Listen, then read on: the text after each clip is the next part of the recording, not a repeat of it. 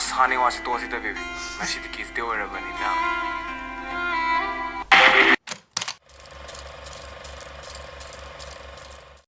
Hello guys, welcome back to my channel. Ngasi Mayamgi punna yengminagadoi video se phong sharba video ne karan jandram pamgi boring boy ge mage video ne thaglak ba kuidre pung ani ohum ka tangaram gi ne Valentine day gi video ne ado magi title je break up on Valentine's Day funny skit with subtitle ado mayam punna video je kamai tawge habdu yengminna se I use Valentine Day gi friend sas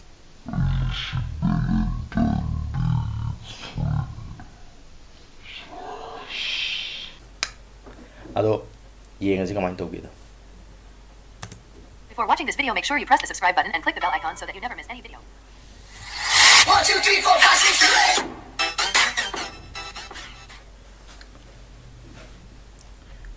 14 February 2020.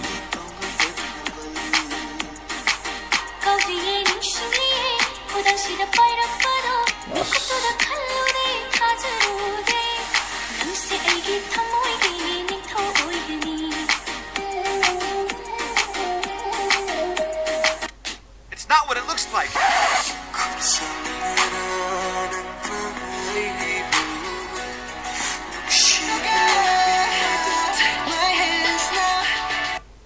Hello, brata, bro.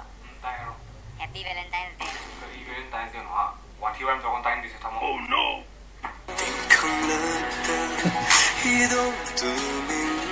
A few moments later. Bra, ngasi Valentine's Day ne. Friday bro. Oyo room brook to bureau, bra. As direct ka tijale Kano Facebook se Valentine's Day post puja jai. Kari video no sina. Time to let the beat drop, baby. I'ma let you know it always gotta be fast.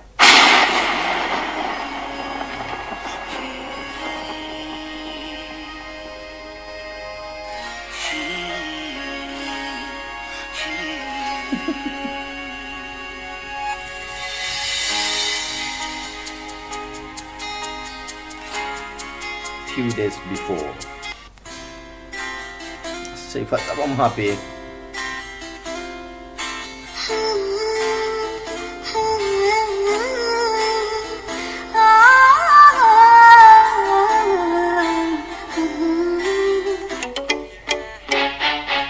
Oh boy, nungainaba nangonani ayna hairiste nangina tawda ngawre. Oh girl, nungsibi nangonani ayna hairisisu nangi mitina nangi minokna pungaw ngaw hale. Okay. For a new Baby ngasi rose day ni hani to I should rose pige to bani ba to.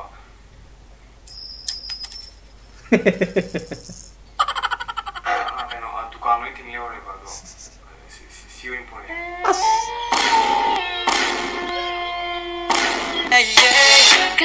Crap off day. Ngasi di propose day ni. Pasating mo ba namin? Ato I love you. Chocolate day. for a new As ngasi siya na mo kayo namin ore. Bye ngasi siya kayo namin no. Chocolate day ni, bra. Oh. Baby sum to bani nang ngasi siya dukan loi tingle na me. Bra, adugi excuse na nga napigre. Oh no. Baby mina ne akano chocolate se coronavirus yawe na hani ba. Oh hell no. Ato aina di na musibani na naina mda khanbi bani na aina proctre ba. Siyo na pore ba. La foiro por aí. Tommy. Biscuit combo The ja. next day. As ngasi siya mo kayo ore ya. Dedi di.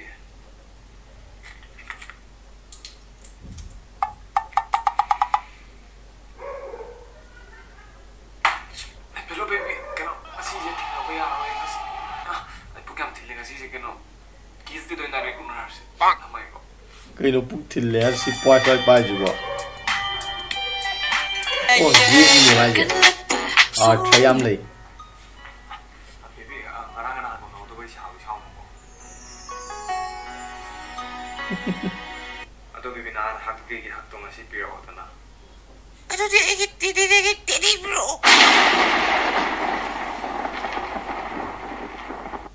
ꯑꯁꯥꯅꯤ ꯋꯥꯁꯤ ꯇꯣꯁꯤꯗ baby ꯉꯁꯤꯗꯤ ꯀꯤꯁ ꯗꯦ ꯑꯣꯏꯔꯕꯅꯤꯅ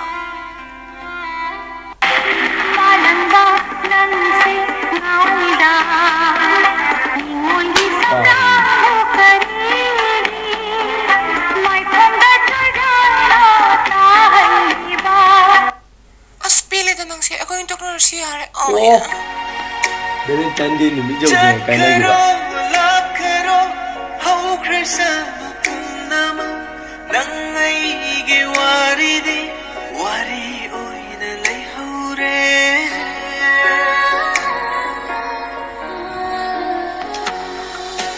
ꯆꯠꯈꯔꯣ ꯂꯥꯞꯈꯔꯣ ꯍꯧꯈ꯭ꯔꯁꯅꯨ ꯄꯨꯝꯅꯃꯛ ꯅꯪ ꯑꯩꯒꯤ ꯋꯥꯔꯤꯗꯤ ꯋꯥꯔꯤ ꯑꯣꯏꯅ ꯂꯩꯍꯧꯔꯦ ꯅꯤꯡꯁꯤꯡꯂꯛꯄ ꯃꯤꯀꯨꯞꯇ ꯑꯩꯅ ꯅꯪꯕꯨ ꯂꯣꯟꯊꯣꯛꯇꯕ ꯁꯛꯇꯝꯁꯦ ꯌꯦꯡꯗꯨꯅ ꯈꯪꯂꯒꯦ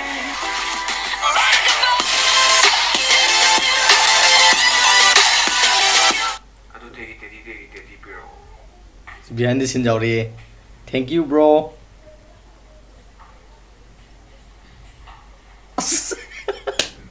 gum ꯆꯤꯡꯖꯜꯂꯤ ꯑꯩꯈꯣꯏ ꯇꯣꯛꯅꯔꯁꯨ ꯌꯥꯔꯦ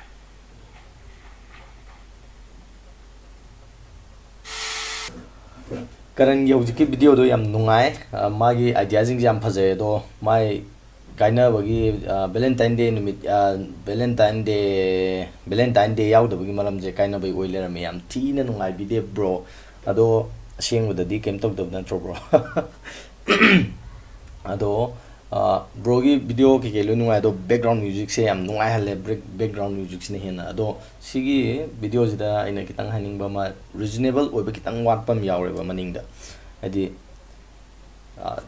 ꯍꯞꯇꯥꯁꯤꯗ ꯀꯥꯏꯅꯔꯒ ꯃꯥꯅ ꯂꯥꯏꯔꯤꯛ ꯄꯥꯔ ꯂꯩꯔꯝꯕꯗꯣ ꯑꯗꯨꯗꯣ ꯈꯤꯇꯪ ꯐꯔꯛꯇꯦ ꯀꯥꯏꯅꯕꯩ ꯃꯍꯨꯠꯇ ꯃꯥ ꯀꯞꯄꯒꯅꯤ ꯈꯪꯗꯦ ꯀꯩꯅꯤ ꯈꯪꯗꯦ ꯑꯃ ꯉꯥꯎꯁꯟꯅꯕꯅꯤ ꯈꯪꯗꯦ ꯑꯃ ꯇꯧꯔ ꯂꯩꯔꯝꯃꯒꯗꯤ ꯍꯦꯟꯅ ꯄꯣꯁ ꯇꯥꯒꯗꯕꯅꯤ ꯑꯗꯣ ꯀꯩꯁꯨ ꯀꯥꯏꯗꯦ ꯍꯧꯖꯤꯛ 12ꯀꯤ ꯑꯦꯛꯖꯥꯝ ꯍꯧꯈ꯭ꯔꯦ 12 ꯊꯥꯕ ꯃꯤꯅꯦꯅ ꯈꯟꯇꯣꯛꯑꯁꯦ ꯀꯥꯏꯅꯔꯁꯨ ꯂꯥꯏꯔꯤꯛ ꯄꯥꯗ ꯌꯥꯗꯕ ꯃꯇꯥꯡ ꯑꯗꯨꯃꯥꯏꯅ ꯈꯟꯇꯣꯛꯑꯁꯦ ꯑꯗꯣ ꯉꯁꯤꯒꯤꯗꯤ ꯁꯤ ꯍꯥꯏꯔꯒ ꯂꯣꯏꯁꯤꯟꯖꯔꯤ ꯑꯅꯧ ꯑꯅꯧꯕ ꯚꯤꯗꯤꯑꯣ ꯃꯌꯥꯝ ꯑꯃ ꯊꯥꯒꯠꯂꯛꯑꯣ ꯃꯥꯒꯤ ꯆꯦꯅꯦꯜꯁꯤꯗ ꯆꯪꯅꯅꯕꯒꯤꯗꯃꯛꯇ ꯑꯩ ꯂꯤꯡ ꯍꯥꯞꯆꯔꯝꯒꯦ ꯑꯗ ꯆꯪꯉꯒ ꯌꯦꯡꯕꯤꯌꯣ ꯃꯊꯪ ꯚꯤꯗꯤꯑꯣ ꯃꯌꯥꯝ ꯊꯥꯒꯠꯄꯅꯦ ꯑꯗꯨꯗ ꯆꯪꯉꯒ ꯌꯦꯡꯕꯤꯌꯣ ꯑꯗꯨꯒ ꯑꯩꯁꯤꯗ ꯅꯧꯅ ꯆꯪꯉꯛꯄ ꯑꯣꯏꯔꯒꯅ ꯁꯕꯁꯀ꯭ꯔꯥꯏꯕ ꯇꯧꯕꯤꯔꯝꯃꯣ ꯚꯤꯗꯤꯑꯣꯁꯦ ꯅꯨꯡꯉꯥꯏꯔꯒꯅ ꯂꯥꯏꯛ ꯅꯨꯡꯉꯥꯏꯇ꯭ꯔꯒꯅ ꯗꯤꯁꯂꯥꯏꯛ ꯑꯗꯨꯒ ꯑꯩꯒꯤ ꯆꯦꯅꯦꯜꯁꯦ ꯅꯨꯡꯁꯤꯕꯤꯔꯒꯗꯤ ꯑꯅꯧꯕ ꯚꯤꯗꯤꯑꯣ ꯂꯥꯛꯄ ꯈꯪꯅꯅꯕꯒꯤꯗꯃꯛꯇ ꯅꯣꯇꯤꯐꯤꯀꯦꯁꯟ ꯕꯦꯜꯗ ꯅꯝꯕꯤꯌꯣ ꯑꯩꯒꯤ ꯚꯤꯗꯤꯑꯣ ꯊꯥꯒꯠꯂꯛꯄ ꯈꯪꯅꯅꯕꯒꯤꯗꯃꯛꯇ ꯑꯗꯣ ꯉꯁꯤꯒꯤ ꯑꯣꯏꯅꯗꯤ ꯄꯨꯝꯅꯃꯛꯄꯨ ꯍꯦꯞꯄꯤ ꯚꯦꯂꯦꯟꯇꯥꯏꯟ ꯗꯦ